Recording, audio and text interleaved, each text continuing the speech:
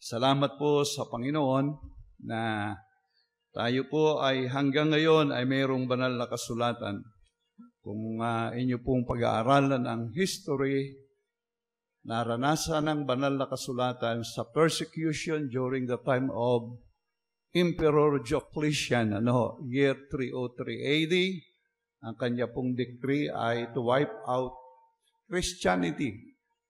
Alisin ang Kristyanismo sa ibabaw ng lupa, alisin ang Biblia sa ibabaw ng lupa upang hindi na mapakinggan ng mga tao ang tungkol sa Panginoon. But we praise the Lord. Ang pinakaaklat na sabi nga po prevalent all over the world is none other but the Bible. So we are so thankful to God that we can study the Word of God this morning. At sana nga po ay mapagpala po tayo ng salita ng Diyos.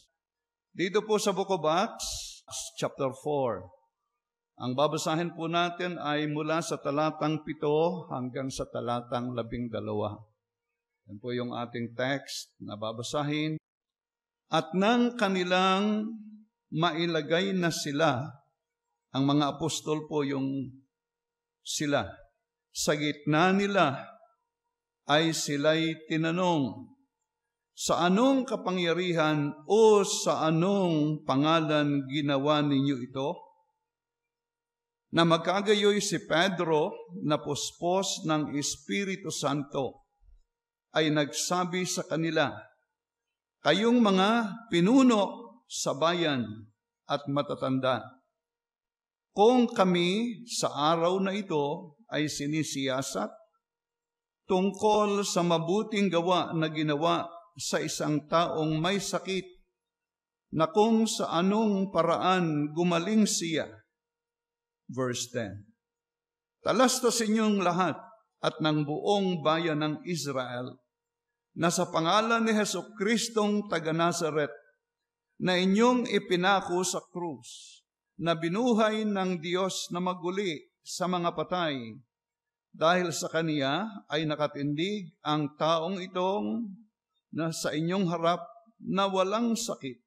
Siya, si Kristo, ang bato na itinakwil ninyong mga nagtayo ng bahay na naging pangulo sa panulok. Verse 12. At sa kanino mang iba ay walang kaligtasan, sapagkat walang ibang pangalan sa silong ng langit na ibinigay sa mga tao na sukat nating ikaligtas. Pagpalain po ng Diyos ang kanyang salita na ating binasa. Tayo muna po'y manalangin. Mapagpala po namin Diyos, aming Ama, kami nga po'y nagpapasalamat sa inyo sa panibagong biyaya ng aming buhay na kami po'y makadako sa inyo pong bahay-sambahang ito. At gayon din po kami po'y makapag-aaral ng iyong banal na salita. At aming Panginoon, ang dalangin ko po sa iyo ay inyo po kaming sasamahan, inyo po kaming bubuksan ng unawa, upang sa ganon ay makita po namin ang napakahalagang katotohanan sa pag-aaral na ito. At humihingi din po ako ng iyong biyayang karunungan, kahusayan, kalakasan, upang akin pong maipahayag ang inyong napakadakilang salita. O Diyos, ito po'y dalangin po namin sa iyong may pagpapasalamat. Hinihingi po ang lahat sa dakilang pangalan ng iyong anak, ang Panginoong Jesus. Amen at amen. Purihin nga po ang Panginoon. So, ngayong umaga ay binasa po natin ang isang tagpo dito po sa banal na kasulatan na kung saan po kung inyo pong titingnan ang background po nito na atin na pong nabanggit ng kaunti, na mayroon po ditong isang lalaking lumpo sa chapter 3. In 40 years time, siya po ay lumpo na pinapasa ng kanyang magulang, dinadala sa templo para magpalimos doon po sa harapan ng templo. Yan po ang istorya. Siya po'y nanghihingi ng limos. At pumasok po si Pedro at si Juan upang manalangin. Okay? At ang sabi po, ni Pedro at ni Juan sa lalaki, tingnan mo kami, hoping na ang lalaking ito ay tatanggap ng limos kay Pedro at kay Juan. At ang sabi ni Pedro at Juan, pilak at ginto, wala kami. Mahirap pala ang buhay ng mga apostol, no? Pilak at ginto ay wala kami. Kung ano ang nasa amin ay siya naming ibinibigay sa iyo sa pangalan ni Jesucristong taga Nazaret, tumayo ka at lumakad ka. And instantly, gumaling po ang lalaki. Yan po ang laman ng istorya. At ang mga tao po'y dinaluhong mga apostol na ito. At nagtataka sila. At si Pedro po ay nangaral sa kanila. Hindi ko po alam kung ganong katagal ang pangangaral, pero ang result po, 3,000 mga tao ang tumanggap sa Panginoon ng araw na yon. 30,000 o 3,000. And then, sila po ay nabautismuhan ng araw din pong yaon. At ang sabi po'y idinagdag sila sa iglesia ng Jerusalem na itinayo ng ating Panginoon. So, nandiriyan po yung background. At nung makita po ito ng mga religious leader ng time na yon, sila po'y hinuli at ibinilanggo. So, dahil hapon na po, gabi na, sila po'y ibinilanggo.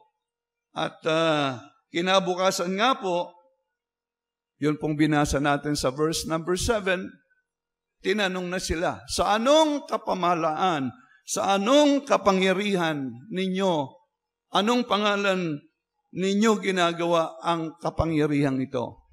At yan na po yung ating binasa. Ang sabi po ng ating talatang 10, talastasin yung lahat at ng buong bayang Israel, na sa pangalan ni Jesucristong taga Nazaret, na inyong ipinako sa krus, na binuhay ng Diyos na maguli sa mga patay, dahil sa Kaniya ay nakatindig ang taong ito sa inyong harap na walang sakit. And then sa verse 11, siya, si Kristo, ang bato na itinakwil ninyong mga nagtayo ng bahay, na naging pangulo sa panulok. And then sa verse 12, at sa kanino mang iba ay walang kaligtasan, sapagkat walang ibang pangalan sa silong ng langit na ibinigay sa mga tao na sukat nating ikaligtas. Yan po ang istorya ng talata, kaya po ngayong umaga mag-aaral tayo sa paksang ang dakilang biyaya ng Diyos. Yan po ang ating pag-aaral. Sana po ipakinggan po natin ang dakilang biyaya ng Diyos. So, ngayon, pag pinag-usapan po natin ang dakilang biyaya ng Diyos, ay napakarami pong mga biyaya ang atin pong Panginoong Diyos na ibinibigay sa atin sa araw-araw. Napakarami nating mababanggit. Sa totoo, yung atin pong pagkakalitaw sa ibabaw ng mundong ito ay biyaya ng Diyos. Alam po ba natin yung teaching of creation? Sa ika-6 na araw ay nilikha ng Diyos ang tao. After He created all those things, heaven and earth, trees, at yung mga dagat, mga isda, at kung ano-ano pa na pinakikinabangan po natin sa araw-araw ay biyaya po sa atin ng atin pong Panginoong Diyos. Yung ating lakas, yung ating buhay, yung ating tirahan, yung ating kakayahan, na iniisip natin na pagka ako'y nakakain na masarap na pagkain ay okay na. Pero sa totoo po, bagaman yan po ay nagbibigay sa atin ng lakas, kung ang pagkain po ang talagang source ng kalakasan, sana yung lahat ng kumakain ay hindi na manghihina. Pero kahit ganong karami ng iyong pagkain, dumadating pa rin sa dulo ng buhay, sapagkat ang buhay po natin, ang Diyos ang may tangan. Ang sabi po ng Deuteronomy 8:18, ang ating lakas ay mula sa Kanya. Ang ginto at yaman ay mula sa Kanya. Ang karunungan ay mula sa Kanya. Yan po'y biyaya ng Diyos. Amen po ba? Okay. Pero ngayon po, ano po ba yung pinakamahalagang biyaya ng Diyos? Alam po niyo mga minamahal, kung mayroon po tayong binabanggit na dakilang biyaya ng Diyos, ay walang iba kundi yung kaligtasan ng ating kaluluwa. Yan po yung sisentruhan ng ating pag-aaral.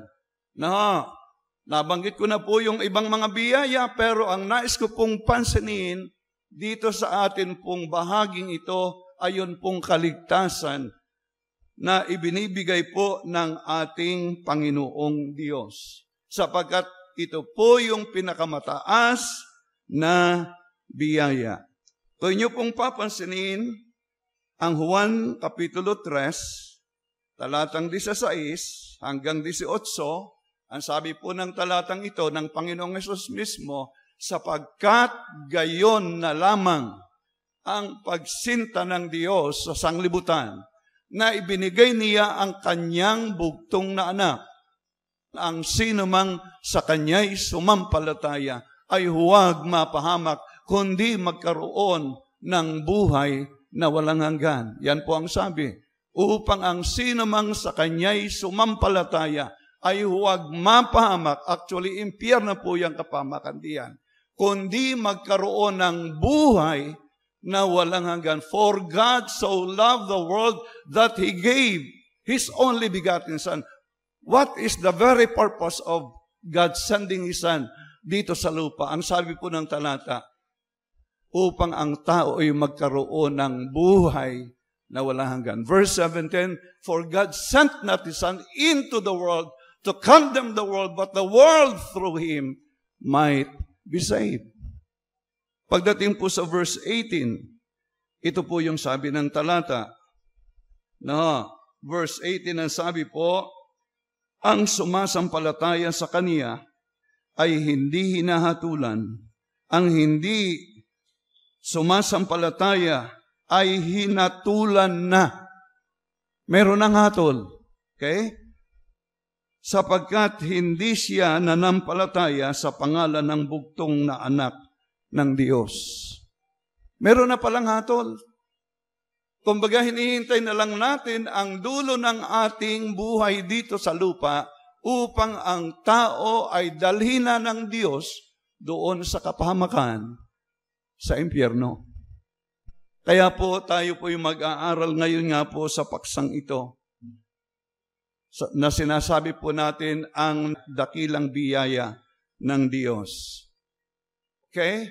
So yan po yung pinakamahalaga na binabanggit sa banal na kasulatan.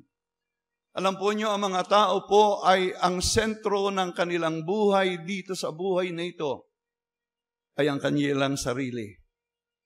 Ang kagandahan ng mundo, ang kayamanan ng daigdig, ang puri ng kung sino-sino. Pero alam po ba nyo ang sabi ng ating Panginoon sa Mark 8:36 and 38, for what shall it profit a man if he shall gain the whole world and lost his own soul? Yan po'y pangungusap mismo ng ating Panginoon. Ano ang mapapala ng tao na makamtan ang buong sanglibutan at mapapahamak ang iyong kaluluwa?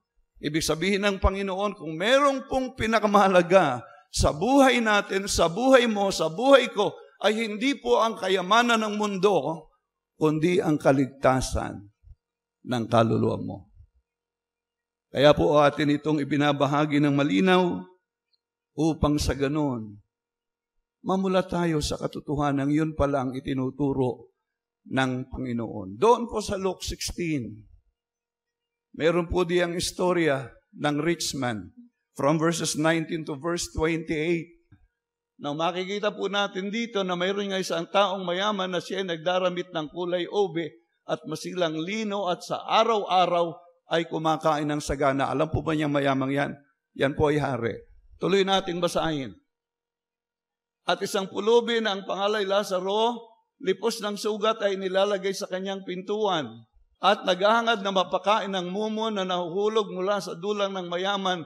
Oo, at lumalapit pati ang mga aso at inihimuran ang kanyang sugat. At nangyari na namatay ang pulubi at siya'y dinala ng mga anghel sa sinapupunan ni Abraham at namatay naman ang mayaman at inilibing. And then, inyong pansin na nasabi, yung mayaman, at sa Hades na nasa pagdurusa, ay itiningin niya ang kanyang mata na natanaw sa malayo si Abraham at si Lazaro ay nasa kanyang sinapupunan. Ng Hades po diya sa English ay hell. At siya'y sumigaw at sinabi, Amang Abraham, maawa ka sa akin at suguin mo si Lazaro upang itubog niya sa tubig ang dulo ng kanyang daliri at palamigin ang aking dila sapagkat naghihirap ako sa alab na ito. Marami po mga tao, they thought, pagkatapos na namatay at nailagay sa mausoleo, napagandang libingan, ay okay na. Pero kung hanggang doon lang nga po ang buhay, ay okay sana. No, palagi kang mapapanood doon, ang ganda ng iyong libingan. Pero ang mayamang ito, nasabi nga po sa pag-aaral ay hari ito, nung siya'y mamatay, ito po ang sabi, at siya'y sumigaw, Amang Abraham. Alin yung nasa impyernong ayon? Hindi po yung kanyang lupang katawan, yung kanyang kaluluwa. Tuloy nating basahin. Datapwat sinabi ni Abraham, Anak, alalahanin mo na ikaw ay tumanggap ng iyong mabubuting bagay sa iyong pamumuhay nung nasa lupa ka pa.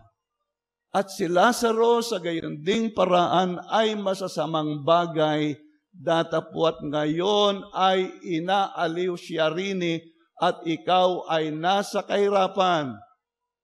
At bukod sa lahat ng ito, ay may isang malaking banging nakalagay sa pagitan namin at ninyo upang ang mga mag-ibig tumawid buhat dini hanggang sa inyo ay hindi maaari at gayon din walang makatatawid mula diyan hanggang sa amin. At sinabi niya, pinamamani ko sa iyo, Ama, suguin mo siya sa bahay ng aking ama, sapagkat ako'y may 5 kapatid na lalaki upang sa kanila'y patutuhanan, baka pati sila'y maparito sa dakong ito ng pagdurusa.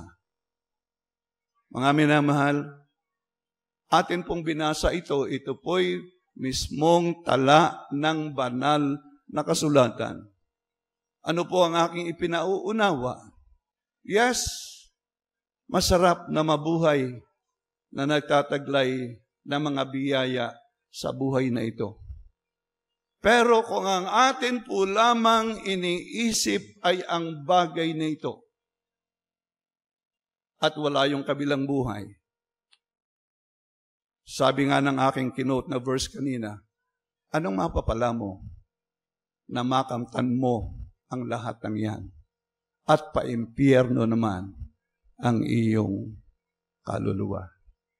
Mga minamahal, kaya po tayo nag-aaral ng salita ng Diyos ay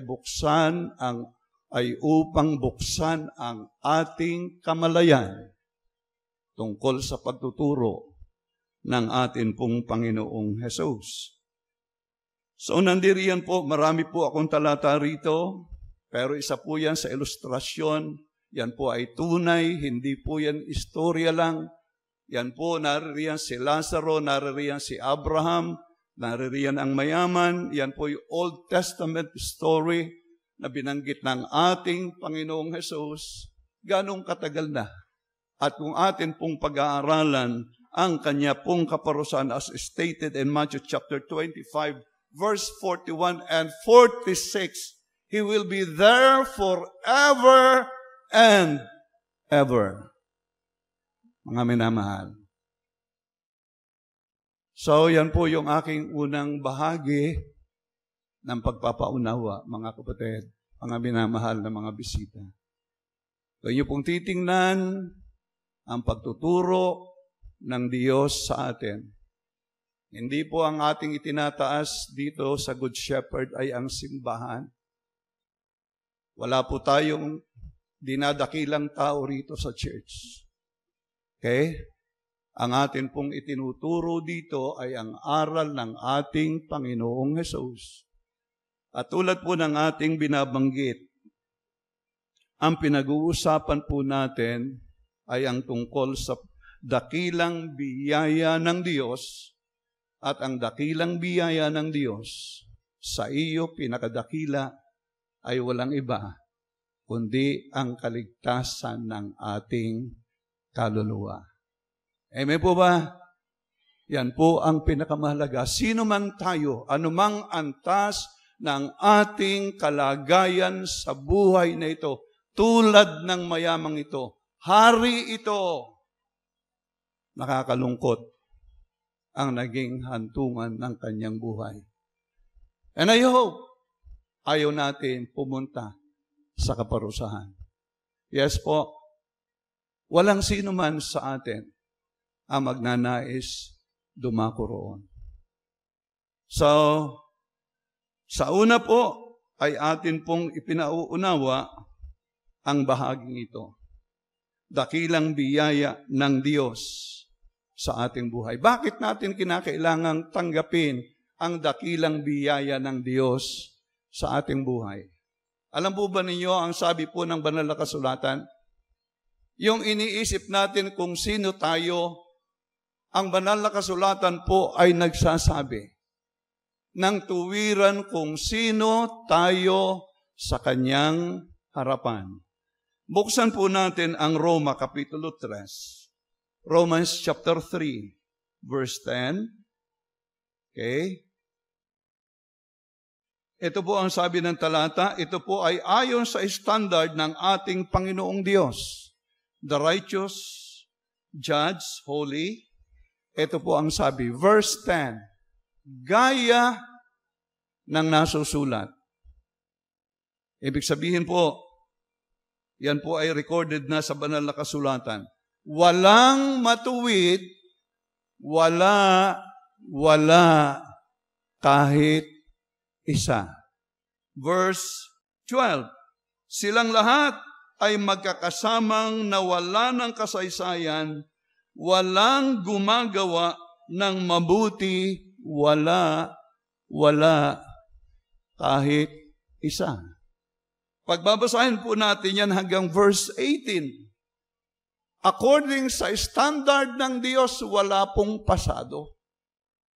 At ang sabi po ng verse 23, to save time, sapagkat ang lahat ay nangagkasala nga, lahat ay nangagkasala nga, at hindi nakaabot sa pamantayan. Hindi nakaabot sa kaluwalhatian ng Diyos. Bagsak po tayong lahat sa standard ng atin pong Panginoong Diyos. Walang sino mang tao sa ibabo ng lupa, anumang antas mo, sino ka man, anuman ang iyong posisyon, according sa Bible, all of us are sinners before God and short of the glory of God. Yan po ang sabi ng talata. Ngayon, anong naging result ng pagiging makasalanan natin? Ang sabi po ng Roma, chapter 5, verse 12. Tayo pong lahat ay namatay sa harapan ng atin pong Panginoong Diyos. We are all dead. Kaya't kung paano sa magitan ng isang tao ay pumasok ang kasalanan sa sanglibutan, yan po yung mag-asawa ni Eva at ni Adan, at ang kamatay sa pamamagitan ng kasalanan, sa ganito'y ang kamatayan ay naranasan ng lahat ng tao. That's not physical death, that is spiritual death. Yan po yan. Namatay po tayo sa harap ng Diyos. At kung atin pong titingnan sa verse 10, balik natin sa verse 10, because of sin. Sapagkat kung noong tayo'y mga kaaway, dahil ng kasalanan, ay pinagkasundo tayo sa Diyos sa magitan ng kamatayan ng kanyang anak. Kaaway. Separated, enemies of God. Dahil tayo po'y makasalanan. So, akin po itong binabanggit sa ating harapan. Akin pong ipinanalangin sa Panginoon, Lord, give me courage. Upang masabi ko yung dapat kong sasabihin. Dahil napakahalaga ng kaluluwa ng tao. Napakahalaga ng kaligtasan ng bawat isa sa atin. Ayaw niya na ang sabi ay ikaw ay mapahamak. Okay? So, sinasabi mo, ako na may mabuting tao. Well, sabi ng Bible, you are not good in the sight of God. Ang sabi ng James chapter 2 verse 10, ang gumaganap ng buong kautusan. Santiago 2:10. At natitisod sa isa ay makasalanan sa lahat. Sapagkat ang sino mang gumaganap ng buong kautusan, the Ten Commandments, at gayon may natitisod sa isa ay nagiging makasalanan sa lahat. Meron ho bang nakatutupad ng 10 utos? Wala po. Ako'y taas ang kamay, hindi ko kaya. No, hindi ko kaya. Ako'y makasalanan. At sa katuwiran ng Diyos, dapat lamang akong itapon sa impyerno kung ang gagamitin ng Diyos ay ang kanyang katuwiran at kabanalan. Kaya po, napakahalagang maunawa natin ang biyaya at matanggap ang biyaya ng Diyos. So I hope akin pong naipahayag na kung sino tayo, ano ang napakahalagang biyaya ng Diyos. Ang sabi ko po'y kaligtasan ng ating kaluluwa. Yan na po yung pinakamahalaga. Ako po'y nalulungkot doon sa mga taong akin pong nakakausap dyan po sa Malitam. Since 1978, ako po'y gumagala na riyan sa Malitam. Just to share them the gospel of God. Ang nakalulungkot, ayaw po nilang makinig. Ang napakarami. Sana po ngayong umaga, bukas ang ating puso. Buksan natin, unawain natin. Okay. Ngayon, titingnan po natin paano matatanggap ang dakilang biyaya ng Diyos. Second point natin, paano matatanggap ang dakilang biyaya ng Diyos na kaligtasan. Kaligtasan po ng ating kaluluwa. We are all sinners, short of the glory of God, dead, separated from God. But how can I obtain that salvation of God? Ito po yung ating liliwanagin mula sa banal na kasulatan, atin pong binuksan na. Tingnan po natin muli ang Acts chapter 4. Sabi po riyan, talastasin ninyong lahat at ng buong bayang Israel. Isama na rin po natin tayo riyan. Dahil tayo po'y tao. Nasa pangalan ni Jesucristong taga Nazaret na inyong ipinako sa cross na binuhay na maguli sa ng Diyos sa mga patay. Dahil sa Kanya ay nakatindig ang taong ito sa inyong harapan na walang sakit. And then sa verse 11, siya ang bato na itinakwil ninyong nagtayo ng bahay na naging pangulo sa panulok. And then sa verse 12, at sa kanino mang iba, sabi po sa English, neither is there salvation in any other. Wala nang ibang kaligtasan sa kaninong iba, sapagkat walang ibang pangalan sa silong ng langit na ibinigay sa mga tao na sukat nating ikaligtas. Nakita po natin ang malinaw. Hindi po diyan walang sino mang simbahan, walang anumang simbahan o walang sino mang kung ano. Good works, ang naririyan po'y walang sino mang pangalang ibinigay sa mga tao na sukat nating ikaligtas, kundi ang atin pong Panginoong Jesus lamang. No other name. Hindi po ang simbahan, hindi po yung ating kabutihan, hindi yung kilala tayo ng sino man, kundi ang pangalan ng ating Panginoong Jesus lamang. Okay? Si Jesus po ang tagapagligtas. Siya po ang ibinigay ng Diyos Ama. Ngayon, nais ko pong ating pansinin ang ilang mga bagay tungkol po sa ginawa ng ating Panginoon. Diyan po sa ating talata ay makikita po natin na si Jesus lamang ang ibinigay sa atin. Siya po ang ipinakikilalang bato at tagapagligtas na sa kaparusahan natin sa impyerno. Okay? So, paano po ang natin matatanggap ang dakilang biyaya ng Diyos? Verses 10 to 12 na ating binasa, sa pamamagitan ng Panginoong Hesus. Sa pamamagitan ng Panginoong Hesus. Sa pamamagitan ng pananampalataya sa Kanya. Natanggapin siya na paraan at tagapagligtas mo. Tagapagligtas ko. John 14 verse 6. Sinabi sa Kanya ni Jesus, ako ang daan, ang katotohanan, ang buhay. Sino man ay hindi makaparuroon sa Ama. Nasaan ang Ama? Nasa langit. Kundi sa pamamagitan ko. Mga minamahal, minsan tayo po'y nag-aaway-away sa religion at iniisip natin yun ang means of our salvation. We are relying sa ating good works, hoping that God will save us. Pero ang sabi niyo, wala nang ibang pangalan sa silong ng langit na ibinigay sa atin na sukat nating ikaligtas. Hebrews chapter 12, verse 2. Tingnan po natin para maunawaan po niyo ang sabi ng Bible.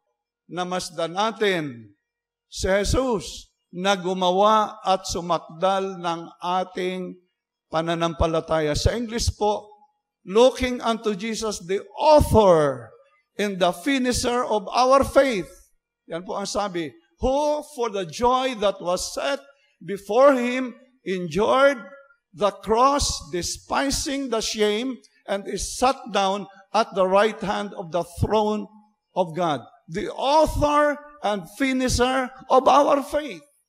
Siya ang gumawa at tumapos ng ating kaligtasan. Hindi ikaw ang gumawa, hindi ikaw ang gagawa, hindi ikaw ang tatapos, ang Panginoon ang tumapos. Chapter 5, verse 9, Hebrews, yan pa rin po. Pinakikita ko lang sa inyo sa linaw ng kasulatan. Si Christ again, na siyang nagpaging sakdal. Yan pong siya diyan ay si Jesus. Ay siya ang gumawa ng walang hanggang kaligtasan sa lahat ng mga magsisitalima o nagsisitalima sa Kanya. Siya ang gumawa ng kaligtasan, na walang hanggang kaligtasan. Kung kaya nga po, si Jesus ay ating kikilalanin, siya ay ating tatanggapin na siya ang gumawa ng ating kaligtasan. Kaya yan po ang sinasabi po ng ating talata. And then, ano pa yung ating gagawin? Na siya ang paraan ng ating kapatawaran. Hindi yung iyong ginagawa, kundi yung ginawa ng Panginoon upang tayo'y mapatawad ng Diyos. Ephesians chapter 1, verse 7. Nasa Kanya, kay Jesus yung Kanya, ay mayroon tayo ng ating katubusan. Kay Jesus ang ating katubusan sa pamamagitan ng Kanyang dugo. Nakapatawaran ng ating mga kasalanan ayon sa kayamanan ng Kanyang biyaya. Nasa Kanya yung ating kapatawaran at katubusan sa pamamagitan ng Kanyang dugo. Hindi yung ating good works. Romans 8 verses 1 to 3. Ngayon nga'y wala nang anumang hatol sa mga na kay Kristo Jesus. Verse 2, sapagkat ang kautusan ng Espiritu ng buhay na kay Kristo Jesus ay pinalaya ako sa kautusan ng kasalanan at kamatayan. Verse 3, sapagkat ang hindi magawa ng kautusan na mahina sa pamamagitan ng laman sa pagsusugo ng Diyos sa kanyang sariling anak na nag-anyong lamang salarin at dahil sa kasalanan ay hinatulan ng Diyos sa laman ang kasalanan. So yung hindi natin kayang gawin, yung hindi natin kayang bayaran sa kautusan, dahil yan ay kautusan ng Diyos, si Kristo ang gumanap ng lahat ng iyon. Okay? And then, ang sabi po ng Ephesians chapter 2 verse 8 and 9, sapagkat sa biyaya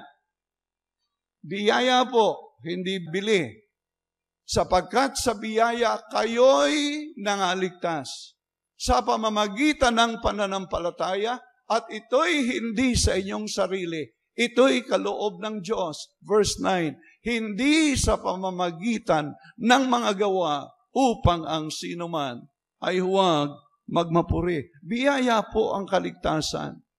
Hindi po bayad. For by grace are you saved through faith. And that not of yourselves, it's the gift of God, not of works, lest any man should boast. Iniisip natin, gagawa ako ng gagawa para ako'y makabayad. No, hindi mo kayang bayaran. Si Kristo ang nagbayad. Salamat po, mayroon tayong Diyos na nagbayad ng ating kasalanan. And then, Acts chapter 4 verse 12, na ating kilalanin na walang ibang paraan ng kaligtasan, kundi ang ating Panginoong Hesus lamang. At katulad ng ating binasa sa John 14 verse 6, ako ang daan, ang katotohanan, ang buhay. Walang makaparuroon sa Ama, kundi sa pamamagitan ko. Mga minamahal, very clear ang salita ng Diyos. Yes, good works. Ayon sa standard natin, natatanggap natin. But in the sight of God, hindi yan. At kung ang good works mo ang paraan ng kaligtasan, bakit si Kristo Jesus ay kinakailangan pang mamatay sa krus ng Kalbaryo? Bakit ang Panginoong Jesus na walang kamatayan ay nagkatawang tao para magsakripisyo? Ibig lamang pong sabihin, not your good works, not my good works, not anybody's good works could save, but only the work of God in Christ. Yung ginawa ng Diyos kay Kristo. Siya yung ating katubusan. Okay? 1 Peter chapter 1, verses 18 and 19, bago po tayo dumako sa huling part. Bible po ang ating binabasa. Ano po? Sabi po ni Apostol Pedro, na inyong nalalamang kayo'y tinubos. Hindi ng mga bagay na nasisira. Ng pilak o ginto. Hindi yan. Mula sa inyong walang kabuluhang paraan ng pamumuhay na ipinamana sa inyo ng inyong mga magulang. Kundi ng mahalagang dugo, gaya ng sa korderong walang kapintasan at walang dungis, sa makatuwid bagay ang dugo ni Kristo. Very clear po, mga minamahal. Ang tumubos sa atin ay ang Panginoong Hesus sa pamamagitan ng kanyang dugo, ng kanyang sakripisyo. Nabayubay siya doon sa krus ng Kalbaryo. Inako niya yung kasalanan mo, ang kasalanan ko. Siya yung nagdusa para ikay makabayad sa Diyos Ama. Ngayon sa huli po, kung ang ating Panginoong Hesus ang paraan ng kaligtasan, ano po yung sinasabi sa atin? Ano yung kanyang hinihingi sa atin? Alam po nyo, mga minamahal, ang instruction po sa atin kinakailangan po natin siyang tanggapin. That whosoever believeth in Him, John 3:16, should not perish, but have everlasting life. Yan po ang sabi. Ephesians 2:8, for by grace are ye saved through faith, and that not of yourselves, it's the gift of God. So anong gagawin po? Anong hinihingi? Anong sinasabi ng kasulatan? Si Kristo Jesus ay ating tanggapin na ating tagapagligtas, na ako'y makakabayad sa Diyos Ama ng aking kasalanan by faith in Christ Jesus alone. Amen po. Ngayon, ang tanong, kailan natin siya dapat tatanggapin?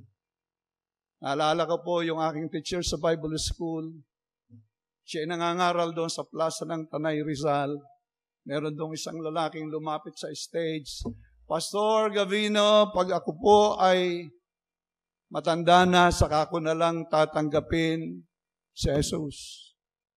Dahil yun daw pong Tanay Rizal, grabe ang manginginom doon ay siya isa roon. Saka ko na lang po tatanggapin.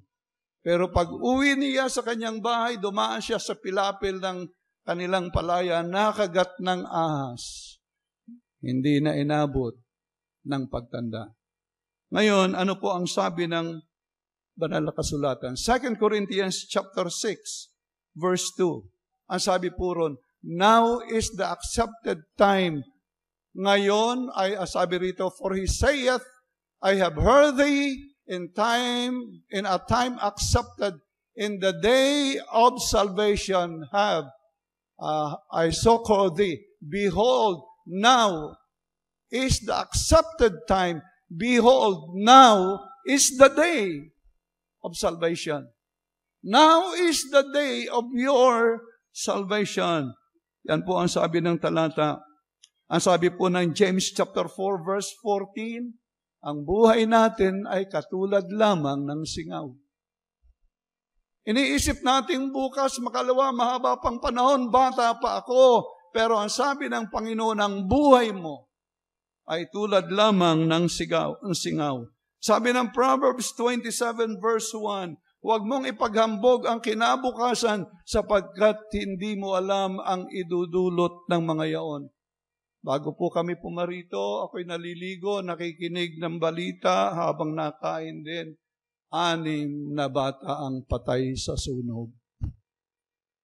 Nagdadrive doon sa Rizal, sa Lusungin, yung malaking truck na wala ng preno, ilang kutse, isa patay. You don't know. You're not the one holding your life. Pero while you have this time, napakahalaga pong magpasya ka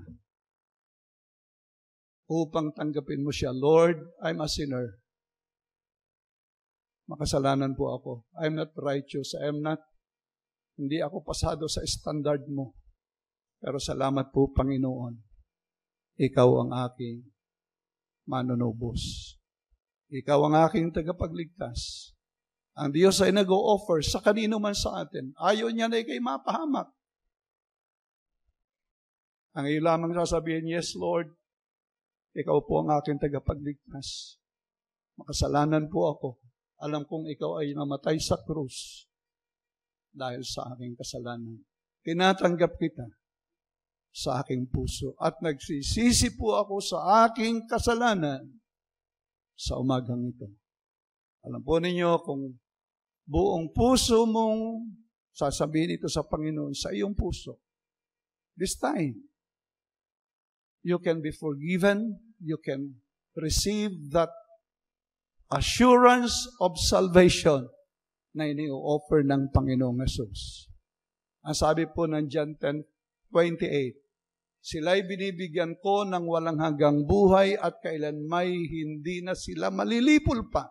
Sa oras na iyong tanggapin ang Panginoon, magsisi sa iyong kasalanan Ang sabi ng John 10:28, hindi ka na mapapahamak pa. Ibig sabihin, kung ikaw may mamatay sa buhay na ito, ang iyong kaluluwa ay tiyak na sa langit. Yan po ang sabi ng talata. At sila'y binibigyan ko, yung sumampalataya, ng walang hanggang buhay at kailanmay hindi sila malilipol. Kailanman. At hindi sila aagawin ng sino man sa aking kamay. Verse 29. Ang aking Ama na sa kanila ay nagbigay sa akin ay lalong dakila kaysa lahat at hindi sila maaagaw nino man sa kamay ng Ama. Kung ipagkakatiwala mo ang iyong pananampalataya na siya ang tumubos sa iyo at nagbayad ng kasalanan mo, ang promise ng Panginoon, lahat ng kasalanan ay patatawad sa iyo at ang kaligtasan ay tinitiyak niyang makakamtan mo. Tayo po'y manalangin. Tumupo natin ang ating mga ulo, pikit po natin ang ating mga mata, tayo po'y manalangin. Mapagpala po namin Diyos, aming Ama, sa iyo po sa umagang ito. Ako po'y nagpapasalamat. Ang inyong salita ay muli pong naipahayag sa ibabaw ng pulpitong ito. Salamat po, Panginoon, napakalinaw ng inyong pagtuturo sa amin na nais mo kaming maligtas. Nais mong magkaroon kami ng katiyakan ng buhay na walang hanggan. Na kung kami po'y lumisan sa buhay na ito'y kami sa iyo paparian sa langit na bayan. Lord, salamat po. Ginawa mo ang aming katubusan. Kayo ang nagsakripisyo. At kayo po ang may sabi na ang sino mang sasampalataya sa iyo ay hindi na mapapahamak. Patatawarin mo sa lahat ng kasalanan at bibigyan mo ng buhay na walang hanggan. Lord, kayo po ang kumilos at gumawa sa umagang ito. Habang tayo po'y nakatungo, nakapikit ang mga mata, wala pong titingin sa paligid.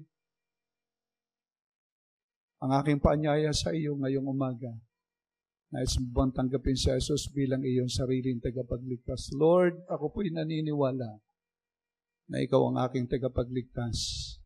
Ako po'y naniniwalang ikaw ang nagbayad ng kasalanan ko. Nagsisisi po ako sa kasalanan ko at tinatanggap kita sa aking puso. Meron po ba magtataas ng kamay? Habang nakatungo tayo, nakapikit ang ating mga mata, nobody will look around. If you want to receive the Lord Jesus Christ, this is your time to do it. Pero po ba? Sige po. For forever, ay mapapahamak ka. Meron po ba? Meron po ba? Sige po, kung hindi mo pa natatanggap, kung hindi mo pa tiyak ang kaligtasan ng iyong kaluluwa, this is your time to make your decision. Meron po ba? Dakila po namin Diyos, aming Panginoon. Salamat po ng marami sa iyo na ipangaral po ang inyong salita. At ako po'y naniniwala na ang inyong salitang ito ay nakarating sa aming mga tainga at puso. At nawa nga po ito'y maging binhi upang ito po ay isang araw ay tunay na aming makilala. Makita ka po namin na kinakailangan ka namin. Salamat po, O Panginoon. At ito po ay aming dalang may pagpapasalamat sa iyo sa pangalan ng Panginoong Jesus. Amen. At amen.